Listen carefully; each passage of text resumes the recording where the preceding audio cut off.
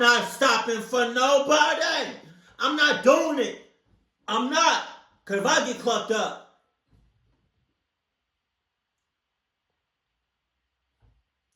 I got plenty for everybody.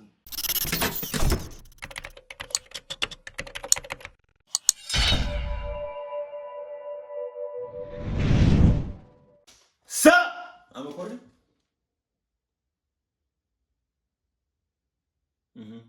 I am. You got your snacks?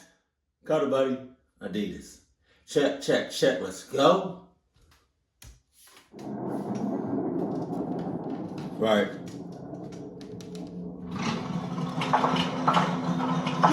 You see what I'm saying? We just started. We just started the video. Jesus. If you used to have Adidas cars, just saying, you'll never have to worry about this shit. You got it. I thought that said Mr. Krabs. This happened way back in 2005. I was 18. I was living in Uvalde, Texas, a very low-income neighborhood. The kind you'll find sprawled out all over the place in rural Texas when you're not right outside of a city. The closest city to me was San Antonio. I was going to some local community college, because that's all my parents could afford for me. One of my best friends from high school, Andrew, moved to San Antonio to go to San Antonio College. He was living in some small apartment a little outside of the city with a roommate. His girlfriend would also often stay with him. Since the city's only really an hour and a half away, I would visit him all the time. He invited me this one weekend to come crash for the night, so I took my trusty old 1995 Toyota pickup truck. Nah, just kidding, the thing was a piece of crap. The gas gauge didn't even work on it. Jesus. I'd have to always just keep track of when the last time I filled the tank up was. Oh no. And reset the trip mileage. I took Route 90, which was a straight shot from Uvalde to San Antonio. I was on the road at like 3 p.m. on a Friday, and there was no traffic at all. I got to Andrew at a reasonable time. His girlfriend wouldn't be getting there until tomorrow, so tonight we were going to go out. We stopped at a liquor store and we drank in his apartment for a while with his roommate. Then the three of us went to this dive bar that would kind of look the other way with fake IDs. That was basically our night. We got back to their apartment around 2 a.m. after getting food. I slept on the couch. 2 a.m., 3 a.m., and sometimes 4 a.m. Well, I feel like I said that real weird. 1 a.m., 2 a.m., 3 a.m., and sometimes 4 a.m. It's prime time clucking time. Hey, I like that. Prime time clucking time. Let's go. You can come back at 1 or 5 in the morning? That's crazy. 1:30. I'll give you 1:59. The next day would have almost been the same thing, but Andrew and his girlfriend were having issues all day, and as the two of them got drunker as the night progressed, she started yelling at him in front of me, and it got really awkward and uncomfortable. I didn't really have much to drink that day because I was already iffy about staying the night with her there. I eventually decided I would just head back home. I said goodbye to everyone and started my journey home. Bro, we wondering what I'm eating. It's the white cheddar. This shit is so good. And I'm hungry, but it's really, really good. Like, it literally tastes like somebody grated cheese and put it in here. That's it. Like, it don't taste processed. It don't taste like... It's so... Very late at night. I want to guess midnight. Maybe a little earlier. Route 90 was deserted at this time, so I would fly for my pickup standards. But suddenly the engine started sputtering. Alright. I felt my heart completely drop as I realized I forgot to fill up the tank. I slowed down, but it was too late. The engine cut. Damn. I pulled to the side of the road and tried starting it a few times, but it did no good. I took out my cell phone, which was equally as shitty as my truck. I tried to get a signal. No shot. I couldn't even call for help. I had to just put my hazards on and hope a good Samaritan would pass. My ass! Hey! Even if I had my own town, right? And even if I had hella clones, I cloned myself hella times, hundreds of times. I still would not help your ass. You better off turning your hazards on and just being in complete darkness. I feel like you just attracting attention to yourself. You wouldn't believe how long I sat on the side of the road before seeing headlights. I waved my arms as the car approached, but it zoomed past me, ignoring me. There you go. This happened again after another 10 minutes or so. Let's go. I was starting to feel hopeless, like maybe I should just sleep in my car and wait till sunrise to get help. So that's what I was gonna do. I got inside my car, took the key out of the ignition to cut the battery, and just angled my seat back to go to sleep. I would hear the occasional car zooming past like once every 10 minutes, but it didn't feel worth waving people down in the dark. It seemed sketchy for myself and to the people in the car. Is what I'm I was saying. starting to actually drift away to sleep. A car door closing from behind me woke me up. What the? I kid you not. I hear another door close, car door close. My balls getting tight. My dick is shriveling. Everything is getting tight. My butt cheeks, like my lips. Hell no. That's crazy. I looked in the rearview mirror and saw a car pulled up behind me with its headlights off. You got it. I turned around now to get a better look. There was some big pickup truck, but I couldn't see anyone inside of it, nor did I see anyone outside of it. Maybe someone pulled over to help. I got out of the car and said, "Excuse me," to no response. I walked closer to the truck just to confirm no one was inside. God damn. And I walked back to my car. This was weird. I looked towards the trees on the side of the road. Maybe someone was pissing in the woods. And so they decided, out of all the space that's on the side of the road, you think somebody just gonna, stop or park right behind you and piss without no cluck ass intentions? You living in La La Land. You're living in Nike world. You're living in Reebok world. You're living in Vans world. You're living back inside of my car and locked the door. This was just too weird. Suddenly there was a tap at my window. I jumped. I looked to see a man looking down at me into the car, smiling. I didn't do anything yet. He said, "Hey buddy, need a hand?" I lowered the window a crack and said, "Hey, I ran out of gas." The man said, "That's quite the predicament. Step out and give me a hand with this real quick." When he said this, I thought he meant help him with a gas jug to fill up my tank or something, honestly. And so I stepped out of the truck and shut the door. God damn I it! need him to lead me to his truck. But he stood there, looked down at me because he was much taller, still smiling, and said, "I need you to empty your pockets, please." It took me a second to process what he meant. I was literally a broke college student driving a piece of shit pickup truck. I wasn't about to get robbed of the only cash I had and my phone. What you gonna do? I ran for it in the direction of the trees. I'm small but fast. I turned around and saw he was chasing after me. Well, you should have said, "I'm small, fast, a clucky, a sussy."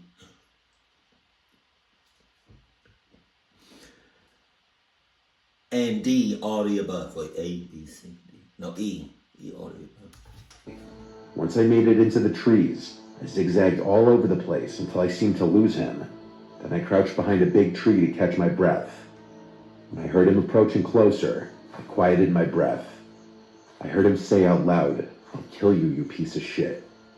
I don't know if he was just saying it out loud out of anger, or if he wanted me to hear it, but I was too scared to move. Even after I heard his footsteps move away, I didn't move. In fact, I stayed in this position the rest of the night, eventually laying behind this big tree up until dawn. I went back over to the highway to my truck, and the truck behind me was gone, but my truck's doors were both open. I found that my glove box had been gone through and completely emptied of anything somewhat valuable. My flannel hoodie was also taken, which had something in the pocket, I'm sure. I finally managed to wave down a good Samaritan, and he gave me a ride to the closest gas station. Whole time. I just experienced a traumatizing event. A cluck ass traumatizing event. Whole time, a good Samaritan when he picked me up, whole time I'm looking at you like, or man. Fuel can, filled it with gas, and the man brought me back to my car, where I filled my tank just enough to drive the truck to a gas station to fill up completely. Then I went straight home. This was a real-life learning experience for me, that there are bad people out there who will try to take advantage of you when you're in a vulnerable spot. No shit. But there are also good people, like the man who helped me. But hold on. Just wait a second now, Mr. Nightmare. Hold on now. I see you, player. You got my respects. But who's to say this good Samaritan ain't working with the bad guy that tried to get in that ass? Now, I'm not gonna say he's just as bad as him. Now, he may be like one of those people that's in that cluck ass group that be hurting and traumatizing people. But like, he's probably one of those persons that's like in the group that wants to get out and doesn't want to do any of this cluck shit no more. That might be him.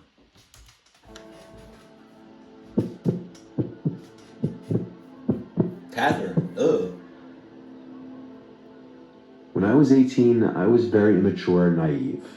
I was kind of a jerk when I was on the road, honking whenever I got impatient, borderline cutting people off. God damn! See, that's a death wish. You can't be doing that. You know how many videos I've seen of people having like road rage or just doing some like ignorant shit to other drivers, and then the person that they did that to got out with like a handgun or like a weapon or just damaging your car. Like, yo, it's not that serious. Looking back now, it was very stupid, and if I ever have kids, I'll be that much more strict with them as far as their driving. Oh yeah? That being said, I did drive a lot for someone my age. I went away to school, 5 hours away from home. Jesus Christ. No matter what day of the week, traffic always gets atrocious the closer I get to home.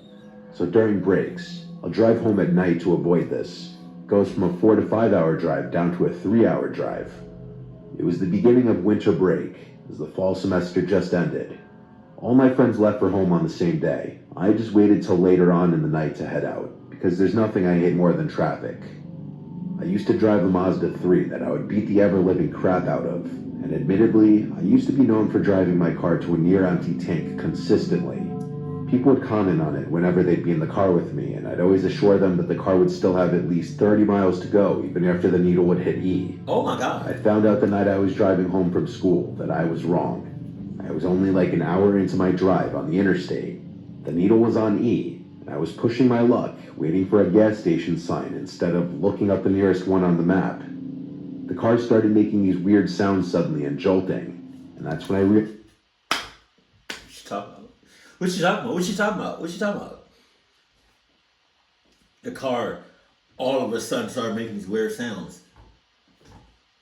You're on E, my nigga. You're probably the same person that comes in at a fast food joint right before they close and expecting top tier, fresh, off the stove, fresh out the oven type food. No, nigga. You came 5 minutes before we closed. You getting scraps. You know? And best believe them scraps is hard as rocks. Yeah. Yeah, like what you expect? You're not getting I used to hate that working at Chipotle. Like people would come in minutes before we closed. And it's like, what? You can't really be you coming in right before we close. You can't expect no fresh chicken, no fresh rice. No, we're not doing that. Nope, sorry. I may have actually run the tank empty this time. I got off the first exit ramp and hoped it would lead right to a gas station. This exit was dark though, with no street lights, and there was just woods on either side. I was scared to slow down and lose my speed because I didn't know if I'd have enough gas to find a gas station. I blew through the stop sign at the end of the ramp and made a sharp, fast turn on the intersecting road, which was another dark road surrounded by woods. I was screwed. The car eventually came to a stop and the engine died. Things only got worse when I took out my phone and saw I had no bars. God damn. I have T-Mobile, which is the worst possible reception. There it is. You got T-Mobile. God damn. They should go out of business. I don't know why they shouldn't. I don't know why they're not bankrupt no more. Like, it's T-Mobile. You know? You know, what do you think the T means in T-Mobile? T minus you got no cell phone service. You know? I got AT&T. I don't know if that's any better. Just saying. Adidas need to come out with a lot of things, like cell phone service. And I mean, car insurance, cars. You know, house insurance, life insurance. You know, hell, if Adidas had their own oxygen, why did I say it like that? Oxygen. Yeah, I'm take that too. Anywhere far from a major city. I tried calling 911 because I was stupid and thought that 911 works even without reception. Of course, it didn't. I was terrified because I didn't know what to do. I turned on my hazard lights and just waited for someone to pass by. It was a long time before I saw headlights approaching. I literally do not care. If I'm driving down the road and on the side of the road, there's hella cars with like hazard lights on because it's like something wrong with their cars. I'm not stopping for nobody. I'm not doing it. I'm not. Because if I get clucked up,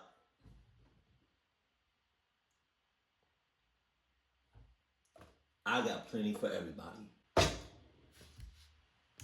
When I did, I flashed my headlights at them, and they passed me, made a U-turn, then pulled up on the grass behind me.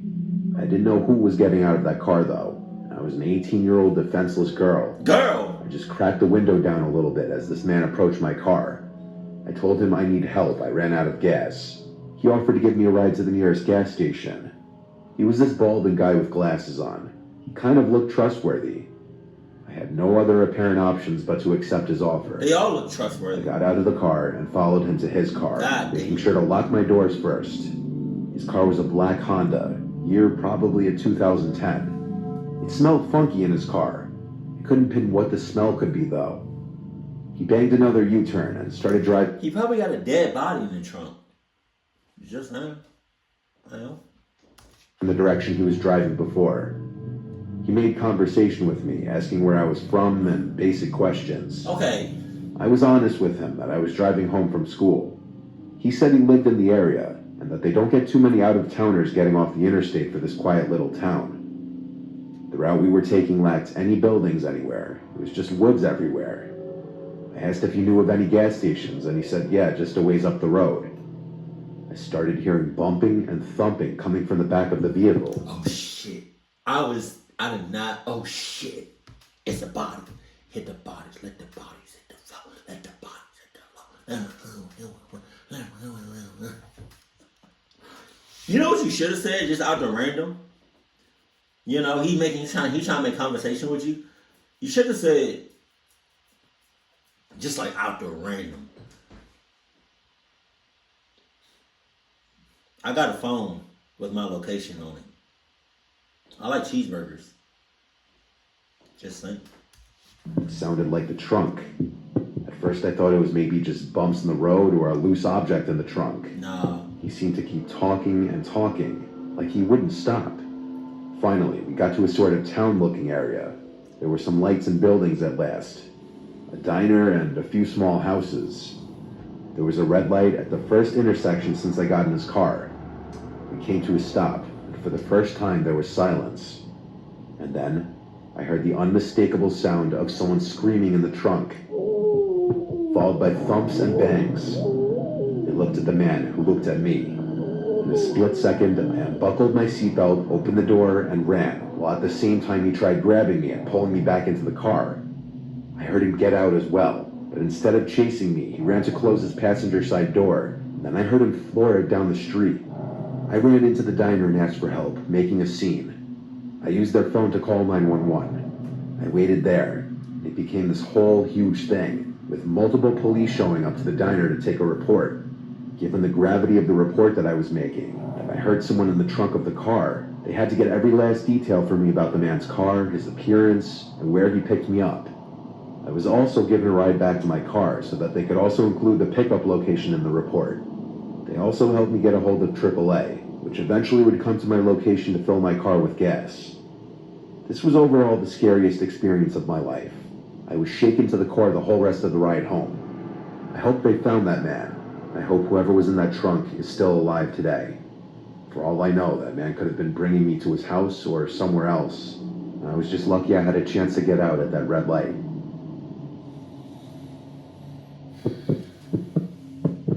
God damn.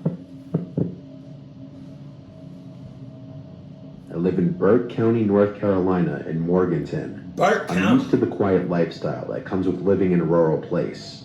You get some weird characters here and there, but it's usually nothing too bad. I own a nice plot of land with my husband. My work schedule fluctuates. Sometimes I work days, sometimes I work nights. This happened on a night that I was on my way home after a night shift, so it had to be like 3 a.m. God damn. My phone was almost dead, I was hungry, I was tired, and I just wanted to get some food and head home. I stopped at a gas station to get $10 worth of gas and also a packaged sandwich, which I proceeded to eat inside the gas station cafe. Some sketchy guy was eyeing me for a little until he left the building without buying anything. After eating, I went outside to fill up the gas, and then got back in the car. The smell of gasoline was extra pungent for some reason. These roads are very dark and twisty at night, so I was driving slow, especially since I was tired after a long day of work. Then something unexpected happened. The needle on the gas gauge suddenly dropped to E, and the low gas light came on and beeped. I had no idea what was going on. I'm not...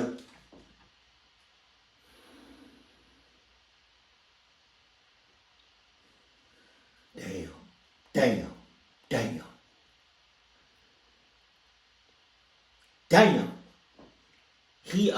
I'm pretty sure I don't know where the gas tank is inside the car.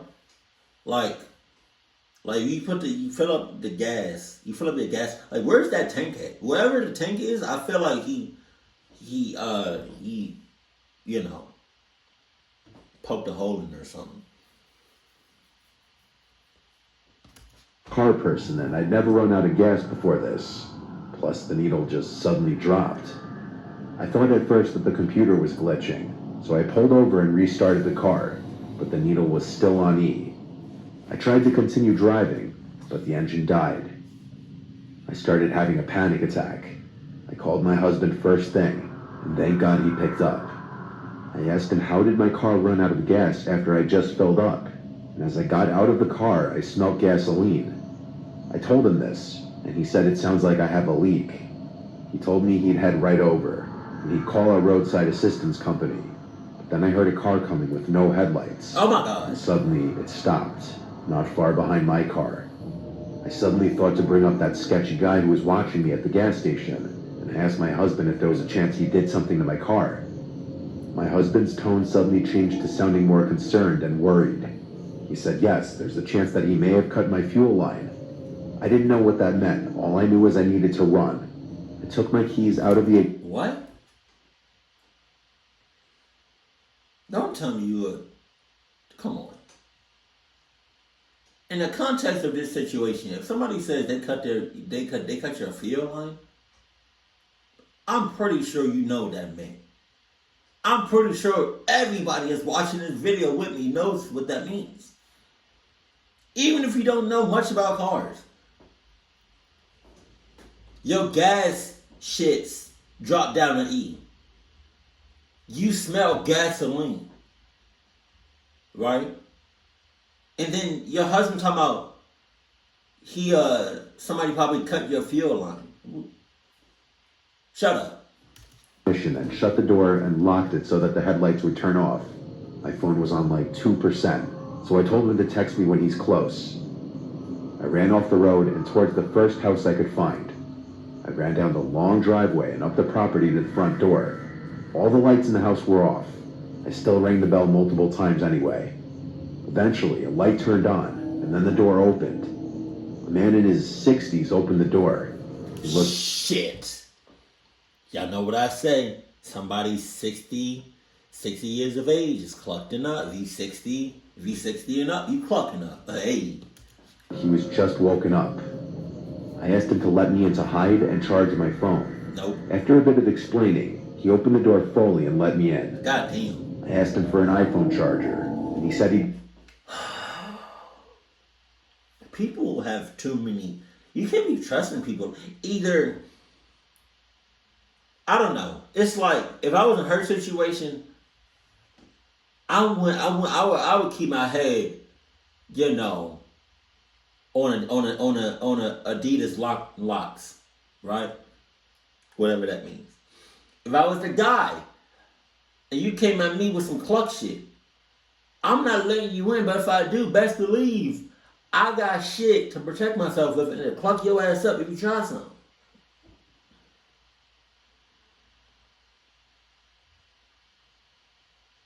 Damn.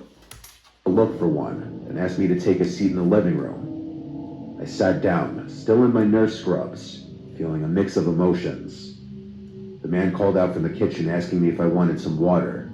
I said yes, please. Little did he know, I saw his reflection in a mirror in the living room that gave visibility into the kitchen. I saw him fill a cup with water. Then I know for a fact, I saw him drop something into the... See what I'm saying? See what I'm saying, Toby? Toby! Toby! That's that shit I'm talking about. Did y'all see any of that? The chair was kind of... Yeah, y'all be so. That's that shit I'm talking about. If you're 60 and up, you clucking up.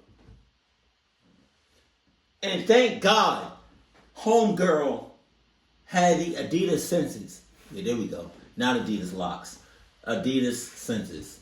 There you go. Because I was about to pause the video and be like, yeah, I'll take a bottled water, please. Sealed up. Thank you. From Costco. Yeah. Thank you. But even then, I'm like, so did y'all make eye contact? Or you just only saw... Let me go back. Did y'all make eye contact? Emotions. The man called out from the kitchen asking me if I wanted some water. I said yes, please. Little did he know, I saw his reflection in a mirror in the living room that gave visibility into the kitchen. I saw him fill a cup with water. Then I know for a fact, I saw him drop something into the water. He walked out of view of the mirror, but the faucet was still running. It ran for a solid 30 more seconds before he turned it off. He came back into the living room with a glass of water and handed it to me. I thanked him, and he sat down and just looked at me, then asked me to explain the situation again. I replied to him I just really need a charger so that I could contact my husband. He said, "Oh, right," and went upstairs. I checked my phone, and it was on 1%. I used that remaining battery to send my current location to my husband, just in case. Hold on. You got an iPhone. I wonder if two people have an iPhone, I say two. If two people have an iPhone, let's say my location is always on. Baby girl location is always on. You know, so she don't have to send me anything. You know, I can just check her location and boom, I go right to it. But I wonder, that's what you should have did in the first. You should have been did that, lady. But I wonder if the location still works if your phone is off. Whether you don't have any cell phone service or if your phone is like dead. Then smelled the glass of water, and although it didn't smell like anything, I knew he put something in it. Now I had to make the decision of whether I should leave or not. On one hand, I needed to charge my phone badly. On the other, I was 99% sure he did something to this water. I heard him walking back down the stairs. and he said he doesn't have any iPhone chargers since he has an Android. Cap. After he said this, I got up and walked straight for the door. I'm not an idiot. Once outside, I ran back down the driveway to the road. I felt like throwing up. I couldn't believe 2 separate potential incidents from 2 different men happened in one night. I crept along the side of the road behind the trees. I took out my phone and sent my updated location, and right around now was when my battery died. I waited for until I saw familiar headlights of my husband's truck. I went out waving my arms, and thank God it was him. I got inside the truck and let all my emotions out, crying to him about what I just went through. He brought us to my car, and there was no longer a car behind mine. My back window was shattered though, and it appeared someone had gotten into the back seat, but nothing of high value was left in my car to steal anyway. My car battery was also now dead, and I told my husband about the man who tried to potentially roofie me. He was so furious he wanted to go break down his door, but I told him no, let's just wait for the tow truck to come. He waited quite a while before it came. My car was towed to my dealership, where they would take the car in the next day. My husband was right. My car was vandalized and the fuel line was cut completely. Thank God I was off the next few days because I needed some time to mentally recover from this night. The idea that twice in one night I was almost a victim of some sketchy men, I just couldn't get over. Thank God you had Adidas senses. I appreciate you on that one. You a lot better than the other 2 stories. Damn. If you're stuck on the side of the road in your car,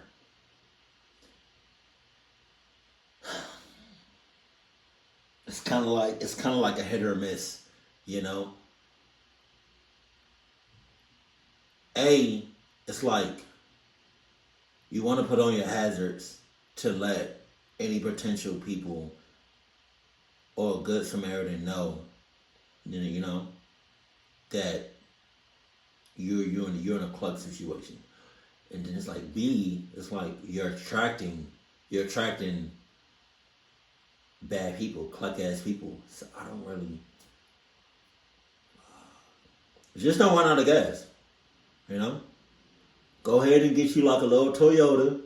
You know, they last a while. You know what I mean? You know, stay up on the maintenance. You know? And if you can get like a little Adidas something inside the built of the car, then that's fine by me. Jesus Christ. Damn. That last story, we need a round of applause for that one. Let's go. Keep it cool, keep it classy, and I love you, stay happy. My family.